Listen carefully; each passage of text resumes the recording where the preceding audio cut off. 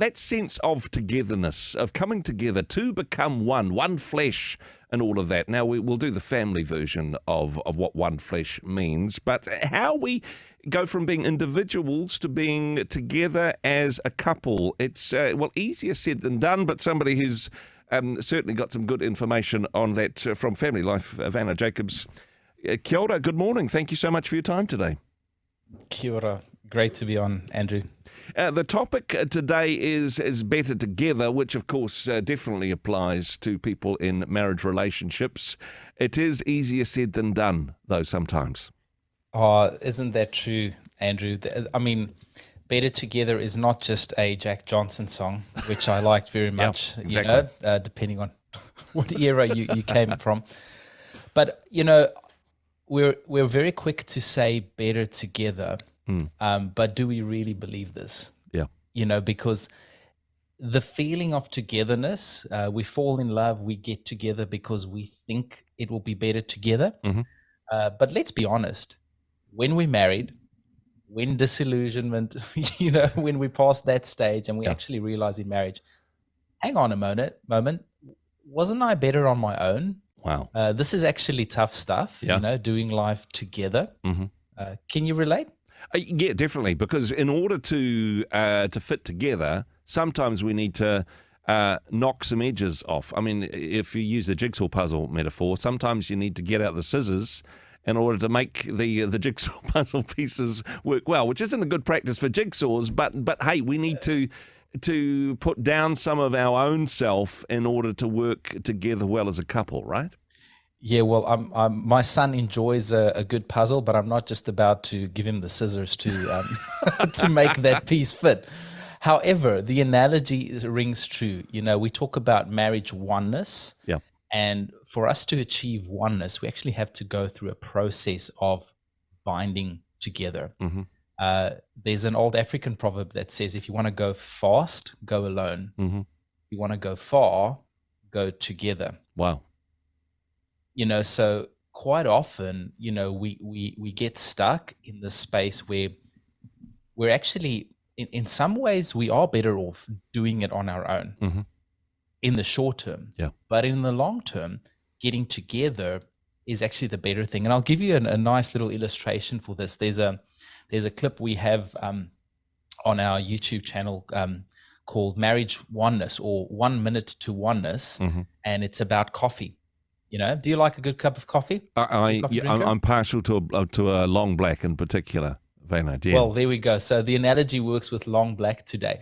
But to make a good cup of coffee, you need two basic ingredients: mm-hmm. water, yep. and beans, coffee mm-hmm. beans. Yep. Right. So two different things that once put together become one. Yeah. A good cup of coffee. Mm-hmm. The same is true in marriage. But for a cup of coffee, two elements need to sacrifice in order to become one. Yeah. The water needs to be boiled. Mm-hmm. The beans need to be ground, and then the two are put together, right? I can feel a lot of people are relating to this, that they feel boiled and ground by their marriage relationship at the moment. But hey, hold on to it. It's worth it for the coffee, right? Right. The result, is a good cup of coffee. Yeah. You cannot simply take beans and pour water over them. Yeah. And in the same way, we need to allow the process of marriage to shape us. Yeah. We move away from what we used to be alone, and we truly embrace this idea that we are better together. The Bible talks about it. It's probably the most read scripture at a marriage union. Yes. Two are better than one, Ecclesiastes. So my encouragement to our audience today, our listeners out there, is have you truly committed to the journey of oneness, the journey of believing that we're better together? Or are there still areas where I'm just, better off doing it my way? Yeah. You do you, I do me. Or how about we commit to a great cup of coffee together? Exactly. And that image of just drinking cold water with beans floating in it, that's going to stick with me for a while. But I suppose in order to make this great cup of coffee, which is this marriage metaphor today, it does involve sacrifice. It does involve humility. It does involve putting other people's needs before our own. It's not just about, well, together we're happier, so this is in pursuit of my own personal happiness that I've decided to be in this relationship, right? That's right. And often the happiness come as a byproduct of the end product, yes, which is a great cup of coffee, yeah, which neither the water nor the beans really look the same. Yeah. But there's a new thing. There's a new thing that's birthed out of this relationship. But it's painful. Sometimes we have to let go. And so my encouragement, let's engage in those areas that are difficult. Let's lean in for the purposes of having a great cup of coffee together. I think if coffee had been invented at the time that they wrote Scripture, then this metaphor would be in the Bible. But I'm sure it would.